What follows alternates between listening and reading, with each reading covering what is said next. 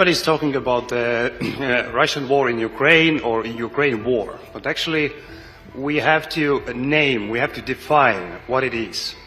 And of course, Ukrainians, they have really fight it well, and the meaning of Putin had an idea about the special operation for the 6 days. May I ask you to come closer to the mic, please? Okay, Thank I hear you. what I'm talking about, you don't hear me.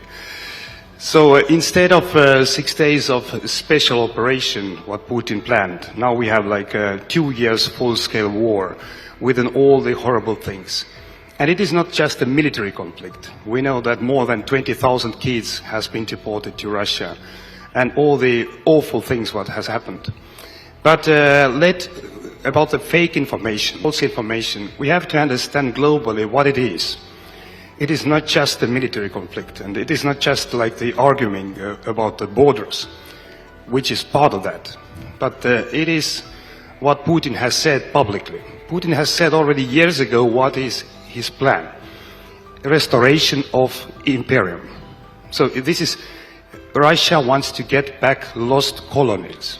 This is exactly what it is. And it didn't start like 2 years ago. It started already with Georgia 2008. Georgia is partly occupied. And with Ukraine it started 2014. And now it's a full-scale war ongoing. And how we see from our perspective as a bordering country, and we were occupied 50 years from Soviet Union as well, is that Russia wants to get back the colonies. They want to get back as well Baltic states. They want to get back Poland. They want to get back Finland, and so on. So this is why we have to focus on putting the right names to the things what we see. Actually, Russia is gaining back the colonies. So that's the reason as well we have to understand that there cannot just be some kind of peace agreement as we had 2014-15, because it will be repeated. And the other way around, Putin is in war.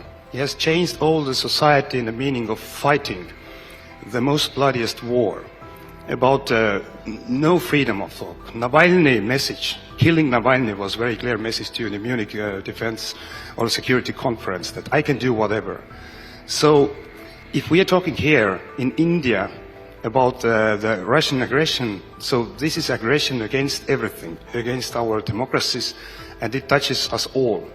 So the situation is like this, that the most efficient way, the most cheapest way for Europe is to support Ukraine, is to support Ukraine militarily, that they can fight for their freedom, for our freedom, but also as a bordering country, I can say, and as I was defense minister 2016-17, we saw the other side of the border 120,000 troops ready to go from Russian side. These troops are not existing, literally. They have mostly sent to Ukraine and not existing. So we have to understand as well the will to gain back their colonies, the territories, is there and will remain there. Because Putin cannot stop, because he's a warlord now.